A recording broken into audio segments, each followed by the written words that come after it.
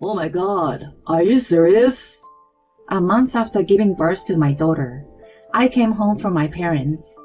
When my husband returned from work and saw me, he dropped his bag at the entrance and exclaimed, Don't you look too different from before? Excuse me? I'm Lisa, 31 years old. I was a housewife who had a baby a month before. I had stayed with my parents since giving birth and was very much looking forward to the new life with the three of us at home. When I finally returned, I was greeted with heartless comments from my husband Darren. I was absolutely stunned, wondering how he could say such things before even seeing his baby for the first time. We got married through an office romance. I worked in the accounting department after graduating from high school, and he was my boss at that time. We bought a house close to work. I was originally from across the country and had returned to be with my parents a little before my due date. A month after I delivered my daughter Carrie, I came back home with her. Darren was too busy with work to fly over for the delivery, so it was his first time meeting the baby. And yet, so very nice of you. I just had a long way back with the baby, and what a warm welcome. At first, I thought he was joking, so I sarcastically retorted. He turned out to be serious. Well, you look like you put on 20 pounds. It's normal to gain up to 35 pounds for childbirth. It's written in the maternity handbook. I have to be strong enough to give birth and produce milk. I'm also going to need a lot of energy to deal with a crying baby throughout the night. It's perfectly normal. No kidding. That is outrageous. During my flight, I excitedly imagined many words of welcome from him, including, I've been waiting for you guys. I missed you so much. Let me hold my daughter. Instead, he left me with the most unexpected comment without even holding the baby and locked himself in the bedroom in dismay. I was shocked and hurt hearing his unpleasant remarks and seeing his mocking attitude and his withdrawal from disappointment. I dropped the diaper bag just as he did with his bag. I was hopeful that his mood was going to improve after a night's sleep and went to bed in the spare bedroom with Carrie. The next day, I came to realize that his behavior the night before was just the beginning. Soon, the excessive mocking of my weight began. I had learned at the breastfeeding class that sweet potatoes increased breast milk supply. When he saw me eating them as a snack, What a potato doing eating a sweet potato? it's cannibalism. Oh wow, it's gross seeing fat people eat. I heard that pigs eat grains. You need to eat more grains. Oink. He had fun ridiculing me. Moreover, I've been patiently waiting for, our nights again. As a healthy guy, I expected to get right back to it. But you know what? I don't think that's possible. It's going to be like work even if I want to do it. If it was a business, I'd get paid. This doesn't accrue wages. It's the equivalent of illicit unpaid overwork. as an accountant, he impressively converted his sex life into wages. We need to take cost-cutting measures. We are not going to have sex for the sake of business efficiency. The reason is due to a change in management policy that you no longer look like a woman. He went on making fun of me. Whenever he opened his mouth, some cruel remarks about my body came out. I never heard anything else coming out of his mouth anymore. He didn't even participate in housework or childcare. I was happy just being with Carrie though. I didn't have to listen to anything he said. I tried to think of him as a noisy parrot in the house and didn't let him bother me so much. Then, something happened that drove me through the roof. That was the day Darren came home drunk from his work event. He sat on a chair and bent over the table in the living room. His face was looking toward me, who was breastfeeding Carrie next to him. He let out a booze-sensed burp and started to say something incoherent with his slurred speech. I'm thinking, babies aren't as cute as they seem. She is kind of bald, and her skin is reddish, and she can only make weird sounds. What are you talking about? I'm sure people are just saying they are cute, but they don't really think so. I'm an honest guy. An accountant must have an analytical view of the business. You're making no sense. So, I see you feeding a not-so-pretty thing. And I know that you gained weight to produce the not-so-pretty thing. And then your boobs will sag from being sucked, right? It's disgusting. I mean, look at your upper belly and lower belly. You're like a roly-poly bug. What the hell? I can't see you as anything else but that. Oh my god, I'm freaking out now. I can't have sex with a roly-poly. That's like mating with a different species. He suddenly pulled my hand and dragged me with the baby into the spare bedroom. What the hell do you think you're doing? I resisted, but before I had time to scream, he pushed us into the room and shut the door. Seriously, roly-poly? You stay in the nest. He then went on to sing none other than roly-poly as he went to take a shower. Unforgivable. He mocked not only me, but his daughter too. Even though he was drunk, it was way out of line. I felt homicidal, but I nursed my baby in the dark room and went to bed. When I opened the door the next morning, my anger reached a boiling point immediately. It wasn't because Darren's clothes were strewn about on the path to the bathroom, or the used glass was left behind on the table. I saw a paper taped on the door of the bedroom I was shoved into. It said, Roly-Poly's room. It was illegible handwriting in magic marker, but it was for sure Darren's. I swore to God that I was not going to forgive him for that. I began to plot my retaliation against him right there, right then. The first step was to reinvent myself. Firstly, I put the Roly-Poly's room sign in my new bedroom. I was going to look at it whenever I felt like giving up. On the opposite wall, I put up a poster of Jennifer Lopez. I had always been a fan of hers. She had a great style and made me want to be like her. It was perfect to keep my motivation up. Thus began my long-term revenge project in the Roly-Poly's room. There were plenty of workouts I could do at home. I basically stood on my toes to move around inside the house. Whenever I wanted to sit down, I did wall sits. I did squats while doing laundry and brushing my teeth, and crunches after each feeding. My midwife told me that the postpartum body had softer fat, which was easier to burn off. She was right, and my weight went down in no time. When Carrie got a little older, I put her on my stomach during my sit-ups, and she cackled every time my face came near her. I worked on my strength training and diet while taking care of her.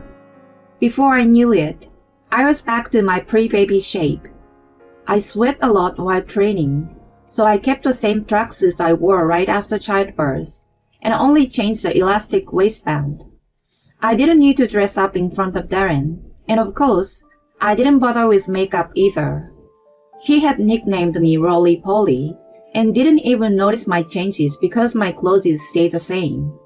He paid no attention to me anyway. The second step was to deteriorate the husband. If I was to rise, I had to lower my rival relative to myself. I was on a mission to fatten up Darren. His office didn't have a cafeteria, so I prepared a high-calorie lunchbox with meat and fried food. As for dinner, he normally returned around 9 p.m., and I tempted him with his favorite food like pizza and fried chicken. I had my dinner with Carrie at 6 p.m. My meals consisted of 70% vegetables and 30% meat. I tried my best to minimize my carb intake and substituted with cauliflowers and tofu instead. It reduced the stress of not having rice or bread. If I felt hungry, I held out for 10 minutes and hunger went away. If it persisted, I looked at myself in the mirror and then looked at the poster of J-Lo. The hunger turned into guilt, so I was about to suppress my appetite. Of course, I knew that it wasn't enough to keep me going, so I started twittering. I just took a picture of my bare belly every day before I showered. I posted a picture and the exercises I did under the handle name Lisa at Home Diet. 4 years had passed since then, and Carrie started preschool. Darren started to give more attention to her once she was able to speak. However, I had no intention to forget and move on after he had upset me so much. I could no longer forgive him for what he said to me when I gave birth. In addition, I had been able to keep the voltage of my anger for that long, since my nickname had been established as Roly-Poly by him. When Carrie started preschool, I started working part-time at a local fitness club. I was only a receptionist and a cleaner, but since the clients were very conscious about their health and beauty, my own sense was further heightened. It was even more motivating for me whenever the clients told me, "You look great! You're so toned!" I was convinced that I reached the level I had been aiming for at last. Well, it was about time. I decided that I was going to get back at Darren for the past 4 years. I set up a meeting on one Tuesday at 1 p.m. The location was a cafe his parents run in the center of the city. Thanks to being featured by influencers, it was always crowded. They hadn't seen Carrie since she was a baby, so I decided to bring her there.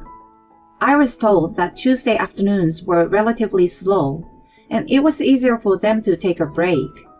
They planned to leave the cafe to their stop and enjoy the time with Carrie for the first time in a while. Darren had to work in the morning, but took the afternoon off to meet us there. After I sent him off, I carefully put on my makeup and ironed my hair. It was always tied in a messy knot at home, but when I put in an effort, it became shiny and straight. My normally non-existing eyebrows were drawn, and instead of a tracksuit, I put on a body-hugging dress. It was a size 6. I wasn't going to let him call me Roly-Poly anymore. I intentionally arrived at the cafe 10 minutes late. I had gotten a text from Darren saying he was already there. "You're late. Roly-Poly is slow to move." I saw an additional text at the entrance of the cafe. Snap! I took a screenshot and put my phone in my bag. Brace yourself. I took one deep breath and rolled my shoulders back. The door made a clanging sound, and Carrie and I walked in. My mother-in-law Lori saw us first. "You are here!" She smiled ear to ear. "Oh, how nice to see you, Lisa! I missed you and you too, Carrie." "It's been a long time, Lori." I gave her a peck on the cheek. "Let's talk in the back today. Darren's already here." "Oh, aren't you just so adorable, sweet little bean?" She was more interested in playing with her granddaughter than serving customers. She turned to the staff and asked her to take charge. When I walked to the back and saw the back of Darren, he turned around hearing my footsteps. "How long do you make me wait, Rolly?" When he saw me, he froze in time. I had no idea that human eyes were capable of opening so wide. His nostrils also flared up so big, and his jaw dropped. I thought he could have been a Guinness World Champion in opening all the holes in his face. He stared at me in silence. "Hi, Darren." I greeted him in a deliberately distant manner. "Carrie looks so sweet and beautiful, just like you, Lisa." Lori joined us with 5 slices of tiramisu, which was a bestseller in the cafe. Silence ensued, so I spoke up. "You seem to be at a loss for words." "Oh, well." As he was flustering, my father-in-law Mark showed up. "I've been waiting for you guys. I've missed you, sweet little Carrie." Surrounding her, the in-laws couldn't stop smiling, seeing how cute and cuddly she was. In contrast to them, Darren forced a tight smile. "Well, of course, she got our genes." The battle was to begin.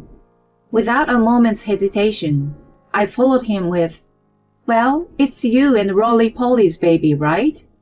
He froze and his parents stopped playing with Carrie. What did you just say? Lori was confused. Roly-poly. That's what he has been calling me. He said he couldn't see me as a woman after the baby was born. Wait a minute. I didn't know you lost weight. You didn't notice, did you? You shoved me into the spare room, so you didn't have to look at me, right? And you didn't even see the changes. For the past 4 years, you've been calling me roly-poly and never even looked at me. You said I was disgusting. I took a piece of paper with Roly-Poly's room written on it out of my bag and put it on the table. My in-laws were stunned. Mark, Lori, I continued. I'm sure you can see what I have been dealing with just from this paper alone. I have been verbally abused by him for a long time. This is not the only evidence. I took out my phone. There were screenshots of all the horrible messages he had sent me. Of course, I showed the one I took upon my arrival too. His parents were taken aback by their sheer amount of them. Darren, how could you? Mark squeezed out his voice as if he was in pain. Oh, give me a break. Evidence for what? Darren shouted in rage. Then, we heard giggles from behind. Seriously? 2 teenage girls at the table nearby glanced at us and laughed. How can a creepy old man like that yell at a beautiful woman? So wrong. Crazy, creepy, fat, and hot-headed. It's a real quadruple handicap. Their laughter and conversation could be heard at our table. You call me roly-poly, but have you looked at yourself in the mirror? You're overweight and greasy. I paused for a moment and said in disgust, You look like a beetle. Having said all this, I turned to my in-laws and showed them a picture. Please have a look. That's Carrie right after she was born, and me. Oh, Carrie, you're so tiny here. How cute. I'm so happy to have you as my grandchild. Rolly looked at it and was in tears. When I came back after giving birth, he said that I was disgusting and had no appeal as a woman. On top of that, my breast and stomach are dropping, and he gave me the nickname of Roly-Poly. He also said that Carrie was not cute. My in-laws were speechless. So, I took out the folder of divorce papers from my bag. I've just shown you the evidence of the abuse. I would like to end our marriage now. Wait a minute. You are supposed to be the roly-poly that hangs on to me. How do you plan to make a living? It was too much of an unexpected question, and my response was immediate. I switched screens on the phone I had just put out on the desk. Twitter, Lisa at Home Diet. I had over 10,000 followers. I showed this to the manager of the fitness club. He said he will hire me full-time. In my comment section, It's amazing that you can tone up that much at home. You give all the housewives hope. You look great. I admire you. There were compliments after another. Enough! Rolly suddenly shouted. Darren, you have no idea how hard it is for us to give birth. It's the hardest work that the human body can endure. The reason why we gain weight is to maintain our strength for the delivery. Mothers hardly sleep to protect their babies too. You know nothing. You don't even try to understand that. And you make fun of her. I don't know how to apologize to her. Shame on you. Then she turned to me. Dear, I apologize on behalf of my stupid son. I will do whatever I can to make up for his mistakes. Tell me anything. So please let me continue to see this cute little being from time to time.